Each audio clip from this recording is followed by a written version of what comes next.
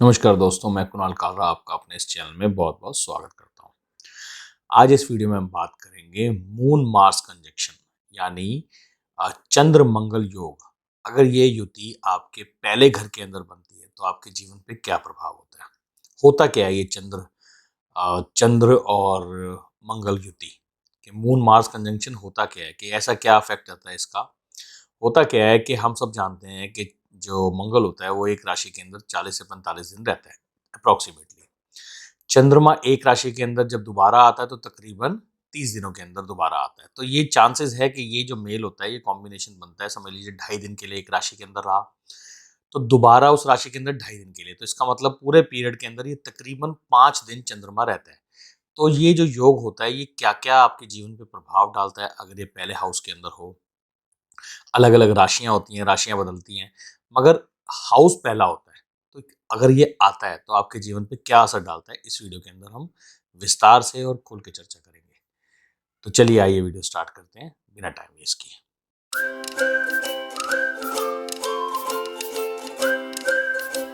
सबसे पहले हम बात करते हैं कि चंद्रमा और जो मंगल होता है इसकी क्या क्या, ये जब कॉम्बिनेशन बनता है तो ये क्या क्या बनाता है। बनाएगा तो ये कई हर हाउसेस के अंदर अलग अलग, मगर एक बेसिक कंजंक्शन ये जो होता है इसकी खास बात क्या है, ये क्या बेनिफिट्स देता है। सबसे पहले हम समझते हैं कि चंद्रमा क्या होता है। ऐसे हम सब जानते हैं कि चंद्रमा जो होता है वो हमारे बॉडी के अंदर ब्लड का काम करता है, लिक्विड जूसेस का काम करता है। जितनी भी लिक्विड चीज़ें हैं या वाटरी एलिमेंट्स हैं वो सारी चंद्रमा के अंदर आता है। हमारे वाटरी साइंस भी चंद्रमा के अंदर आते हैं। तो अब मून हो गया वाटरी एलिमेंट, राइट। हमारे इमोशंस हो गए, हमारे जो हमारी फीलिंग्स होती हैं, हमारा मन होता है, वो सब चंद्रमा हो गया। अब मंगल को क्या हम कल समझेंगे। मंगल का मतलब हो गया, मंगल एक चीज को मोशन देता है, गति देता है। अब अगर चंद्रमा और मंगल मिल गया तो इसका ये मतलब होगा कि मोशंस को गति मिल गई। गति मतलब स्पीड मिल गई कि आदमी के जो इमोशंस होंगे वो स्पीड से दौड़ेंगे। इसका मतलब उसकी अंदर जो होंगे वो इमोशंस बहुत ज्यादा फ्लक्चुएट होंगे। समझ रहे हैं मेरी बात। इस पे ये बहुत फायदेमंद भी होता है, ये बहुत नुकसान भी होता है। फायदेमंद कब होता है मैं आपको बताऊंगा। जैसे कि अगर चंद्रमा और मंगल मतलब मून और मार्स अगर नॉर्मल होते हैं, जैसे इनके किसी बैड हाउसेस के साथ कनेक्ट नहीं होते या किसी बैड प्लेनेट का इनके ऊपर वो नहीं होता, एस्पेक्ट नहीं होता, तब तक ये पॉजिटिव रिजल्ट्स देंगे। मगर अगर ये दोनों खराब हो जाएं तो क्या क्या रिजल्ट्स देते हैं उस बारे में मैं आपको बताता हूँ। कि अगर मान लीजिए चंद्रमा खराब होगा तो लाइफ के अंदर क्या प्रॉब्लम आएगी, अगर मंगल खराब होगा तो दोनों के अंदर क्या प्रॉब्लम आएगी।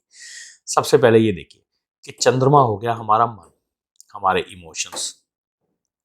अब अगर इमोशंस वीक हैं और जो मंगल है वो स्ट्रांग है तो क्या होगा, आदमी ओवर जेलस हो जाएगा, ओवर इमोशनल हो जाएगा। इमोशंस में आके वो कुछ डिसीजंस ऐसे लेगा जो नहीं लेने चाहिए, क्योंकि मार्स की इसको पावर भी मिल रही है ना। तो डिसीजंस होंगे फास्ट होंगे, वो इमोशंस में आके डिसीजन लेगा। सपोज किसी की वाइफ है या किसी का हस्बैंड है, अगर उसको उसके पास कोई मांगने आया कि मैं बहुत प्रॉब्लम में चल रहा हूँ, मेरे को ये ज़रूरत है, आप मेरी मदद कर दीजिए। किसी की मदद करना अच्छी बात है, इसमें कोई गलत बात नहीं है। मगर जब आप ओवर इमोशनल होते हैं तो आप क्या करेंगे, आप ये नहीं देखेंगे उसमें सामने वाला सच बोल रहा है, नहीं, आपके आगे इमोशंस की परत आ जाएगी। वो इमोशंस की जो परत आएगी उसके तहत आप क्या करेंगे, जो चीज़ें आपके लिए बहुत ज़रूरी होंगी आप अपना नुकसान करके सामने वाले को दे देंगे ओवर इमोशनल होके। बच्चे होंगे, मांगने आएंगे तो आप देखेंगे कि आपकी पॉकेट अलाउ नहीं कर रही है, ये चीज़ बच्चों के लिए ठीक है या नहीं है।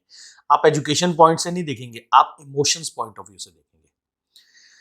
फिर अगर कोई आपके साथ आपके डिसरिस्पेक्ट करता है या कहीं भी आपको जो चीज़ आपको, मान लीजिए आप ओवर इमोशनल हैं तो आप ओवर रिस्पेक्ट की भी डिमांड करते हैं या ओवर प्यार की डिमांड करते हैं। जब आप, कोई भी आदमी जितना ज़्यादा प्यार करता है तो वो डिमांड भी उतनी ही प्यार की करता है। अगर उसको उतनी डिमांड, उतना अट्रैक्शन और उतना लव ना मिले तो क्या होगा, ऑटोमेटिकली उसके मूड स्विंग्स होंगे, उसका मूड अपसेट होगा। उसका मूड अपसेट होने के कारण बहुत जल्दी उसका मन जो होता है वो कमज़ोर हो जाएगा, परेशान हो जाएगा। जेलसी आने के चांसेस बनते हैं, जेलसी, गुस्सा, और कहीं न कहीं ये इमोशंस जो है उसके परेशान होने के चांसेस बने रहते हैं। वो बहुत जल्दी अपसेट हो जाएगा। उसको लगेगा कि मेरी कोई कदर नहीं कर रहा, मुझे कोई इम्पोर्टेंस नहीं दे रहा, importance is the right word, उसको इम्पोर्टेंस नहीं दे रहा। वो बच्चा होगा तो वो बड़ी जल्दी पेरेंट्स से नाराज़ हो जाया करेगा, पेरेंट्स से उसके नाराज़ होके लड़ने लग जाएगा। बड़े होंगे, हस्बैंड वाइफ से नाराज या वाइफ हस्बैंड से नाराज हो जाएगा, बहू सास से नाराज, सास बहू से नाराज। तो ये सब चीजें अगर चंद्रमा खराब हो, और अगर चंद्रमा ठीक होगा तो क्या होगा, अट्रैक्शन बढ़ जाएगा। अट्रैक्शन कैसे बढ़ जाएगा, वो आदमी ओवर अट्रैक्टिव हो जाएगा।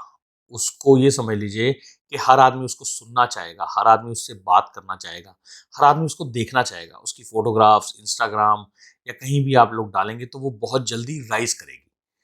मार्स अगर उसके साथ कंजंक्शन में है और मून अगर अच्छी पावर में है तो ये समझ लीजिए कि वो राइज करेगा, बहुत जल्दी वायरल हो जाते हैं। जो कई लोग होते हैं ना कि बच्चे बहुत प्यारे लग रहे हैं, या ये किसी के वीडियोस आए हैं जो बहुत ज़्यादा अट्रैक्शन, हम उसकी तरफ खींच रहे हैं, हम उसकी बातें सुन रहे हैं, हम उसकी तरफ, हम उसका वीडियो स्किप नहीं कर पा रहे हैं। तो ये समझ लीजिए, क्योंकि सेम वीडियो सेम कंटेंट कोई और भी बना रहा होगा, मगर आप उनका स्किप नहीं कर पाएंगे। क्यों नहीं कर पाएंगे, वजह होगी मून की तरफ, कि मून उनका बहुत पॉजिटिव है और मार्स की उनको पावर मिल रही है। तो ये था मून अगर वीक हो या मून अगर स्ट्रांग हो। अब हम बात करते हैं कि अगर इसके ऑपोजिट मार्स अगर स्ट्रांग हो या मार्स अगर वीक हो। अगर मार्स स्ट्रांग होगा तो होगा क्या, आदमी की फिजिकल अट्रैक्शन स्ट्रांग होगी, मस्कुलर होगा, फिजिकल अट्रैक्शन स्ट्रांग होगी। अब मार्स और मून का कॉम्बिनेशन का मतलब हो गया, उसका मून भी बहुत अट्रैक्शन दे रहा है और उसकी फिजिकल अट्रैक्शन भी बहुत दे रही है। आपने बहुत जगहों पे देखा होगा, बहुत सारे बॉडी बिल्डर्स होते हैं या मॉडल्स होते हैं, तो उनके अंदर अट्रैक्शन होता है, मस्कुलर बॉडी होती है, मगर वो जिसे हम कहते हैं कि अगर वो एक्टिंग करने आते हैं या कभी अपने आप को प्रेजेंट करने आते हैं, प्रेजेंट मैं सही कहूँगा, प्रेजेंट करने आते हैं, तो वो प्रेजेंटेबल नहीं होते। लगता है कि एक बॉडी है, फिजिक है, मगर एक प्रेजेंटेबल नहीं है। प्रेजेंटेबल वो कैसे बनते हैं, मून की वजह से, कि आउटर भी स्ट्रांग हो गया और इनर भी उसको अट्रैक्शन दे रहा है। तो outer attraction plus inner attraction, ये दोनों मिलके उसको बहुत ज्यादा अट्रैक्टिव बनाते हैं।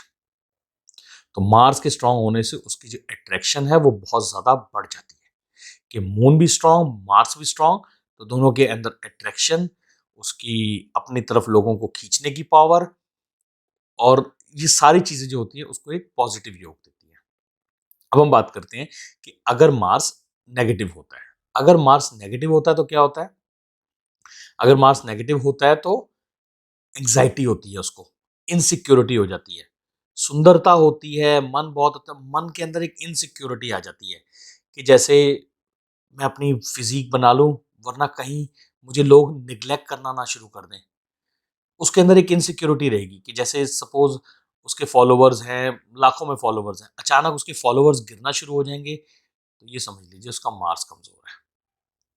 ऑटोमेटिकली उसके अंदर इनसिक्योरिटी बढ़ गई है, तो वो इनसिक्योरिटी खत्म करने के चक्कर में कुछ ऐसे स्टेप्स उठाएगा कि ताकि मेरी जो लेवल है वो मेंटेन रहे। क्योंकि देखिए ना, बेस, मार्स साउथ होता है, बेस होता है, अगर उसका बेस हिलने लग जाएगा तो वो घबरा जाएगा, और घबरा के आदमी वो स्टेप्स उठाता है। कहते हैं ना कि आपको हार का डर सता रहा है, हार नहीं सताती, हार का डर सताता है। तो वो हार का डर सता रहा है, जब वो हार का डर सताता है तो वो कुछ ऐसे कदम उठाता है जिससे एक्चुअल में हार होना पॉसिबल हो जाती है। हार का डर ही आदमी को फंसाता है। तो ये जो इनसिक्योरिटी, एंग्जाइटी, गुस्सा, मतलब चिड़चिड़ापन, एकदम से गुस्सा आ जाना, तो ये समझ लीजिए ना कि आदमी एकदम से मतलब डिप्रेशन आना है। डिप्रेशन के साथ साथ सुसाइडल अटेम्प्ट्स भी हो सकते हैं, ड्रग एडिक्ट्स भी हो सकते हैं। सबसे बेस्ट एग्जांपल आपको इसके अंदर अगर देखना है ना, दोनों एग्जांपल्स के अंदर सूट करेगा संजय दत्त का एग्जांपल। क्योंकि देखिए, जब उसका मून, उसकी ये दोनों चीजें बहुत स्ट्रांग है उनके हॉरोस्कोप में। अब आप देखिए, जब उनका मून अट्रैक्टिव था तो हर कोई उनके इमोशंस की तरफ खींच रहा था। जब मून ओवर, मतलब मून बहुत ज्यादा वीक हो गया, इमोशंस बहुत ज्यादा, तो वो ऑटोमेटिकली जो है, मतलब मार्स, सॉरी, मून स्ट्रांग था, मार्स वीक था। अब मार्स वीक था तो क्या हुआ, वो अपने आप को कंट्रोल नहीं कर पाए, ऐसा आदमी ड्रग्स की तरफ चला गया। मार्स स्ट्रांग हुआ तो फिर उन्होंने बॉडी बिल्डिंग करी और अपनी एक अट्रैक्शन, एक अपनी मस्कुलर बॉडी बनाई। अब एक फेज और भी था उनकी लाइफ का, कि अगर आप ध्यान से देखें तो उनको इनसिक्योरिटी का एहसास हुआ था, जिसकी वजह से उन्होंने गन्स या आर्म्स वगैरह में डील किया, कि जी मुझे एक इनसिक्योरिटी है, मेरे फादर को कोई प्रॉब्लम हो सकती है, कल को कोई अटैक हो सकता है, तो इस चक्कर में उन्होंने इस चीज का सहारा लिया। तो ये चीजें बताते हैं कि आदमी को कब इनसिक्योरिटी हो जाती है, कब उसका मूड स्ट्रांग हो जाता है, कब उसका मास कैसा हो जाता है। तो अगर हम ओवरऑल इसकी बात करें कि अगर ये फर्स्ट हाउस में होता तो क्या इम्पैक्ट होता है, ये बेसिक इम्पैक्ट आपने समझ लिया तो आपको बेसिकली समझ आ जाएगा कि मैं कहना क्या चाहता हूँ। अब फर्स्ट हाउस के अंदर ना राशियां अलग अलग होती हैं। फर्स्ट हाउस होता है मगर राशियां राशियां जैसे जैसे बदलती है तो लॉर्ड्स भी वैसे वैसे बदलते हैं। क्योंकि देखिए सपोज अगर मान लीजिए कोई भी एक राशि ले लीजिए, मान लीजिए ये कर्क राशि के अंदर है। अगर ये कर्क राशि के अंदर है तो होगा क्या कि मून तो वहां का लॉर्ड हो गया, तो मून तो सेम साइन दिखाएगा। मगर अगर हम मंगल को देखें तो इसी सेम कॉम्बिनेशन के अंदर मंगल क्या रिजल्ट्स देगा, मंगल रिजल्ट्स देगा पहले हाउस का, क्योंकि फोर्थ हाउस आगे, सॉरी, पहले हाउस का रिजल्ट देगा क्योंकि वो बैठा हुआ है। उसके बाद मंगल लॉर्ड किसका है, अगर हम ध्यान से देखें,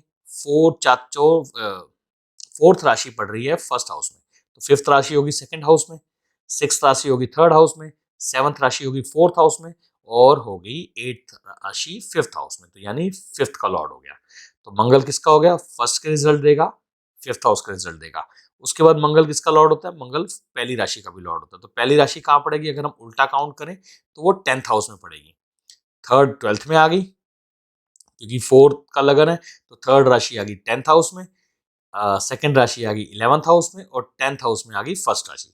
तो यानी जो देगा रिजल्ट्स देगा मंगल, वो देगा फर्स्ट हाउस के, फिफ्थ हाउस के और टेंथ हाउस के। तो ऐसा आदमी बहुत ज्यादा फोकस होगा जिसके लगन में, मैं अभी बात कर रहा हूँ सिर्फ कर्क राशि की। इसमें राशियां जैसे जैसे चेंज होंगी वैसे वैसे आदमी के नेचर और बिहेवियर चेंज होंगे। अभी हम कर्क का एग्जांपल ले रहे हैं, अगर आप लोगों को ये जानना होगा कि अलग अलग राशि का क्या है तो आप नीचे कमेंट कर सकते हैं, फिर मैं उसके ऊपर एक सेपरेट वीडियो बना दूंगा। तो कर्क राशि की अगर हम बात करें तो ये आदमी बहुत डिटर्मिन होगा, इमोशंस उसके वीक होंगे, मगर अगर उसने जो काम सोचा है उसकी तरफ डिटर्मिन होगा। उसकी डिटर्मिनेशन जब जब मंगल का पीरियड आएगा वो फोकस रहेगा और अपने लक्ष्य को पाने की पूरी कोशिश करेगा। इमोशंस उसके बहुत वीक होंगे, बहुत वीक होंगे, बहुत जल्दी वो गुस्सा भी हो जाया करेगा, चिड़चिड़ा भी हो जाया करेगा, मगर स्ट्रांग भी होगा। पंगे लेने से पहले आपको 100 बार सोचना होगा, क्योंकि कुछ भी आपको सुनाने से पहले वो सोचेगा नहीं। कड़वी स्पीच होती है, मगर वो कड़वी स्पीच को भिगो भिगो के, कैसे कहते हैं ना सामने वाले को भिगो भिगो के सुनाना, तो वो समझ लीजिए अगर कॉम्बिनेशन आपने देखना है तो वो कॉम्बिनेशन कर्क राशि के अंदर फर्स्ट हाउस के अंदर अगर चंद्रमा और मंगल का युति बैठती है तो ये थी चंद्रमा और मंगल की युति फर्स्ट हाउस के अंदर। राशियां बदलते बदलते बदलते ऑटोमेटिकली ये चीजें बदलती जाएंगी और चेंज होती जाएंगी। तो दोस्तों इस वीडियो में इतना ही, आपसे अलविदा लेता हूं।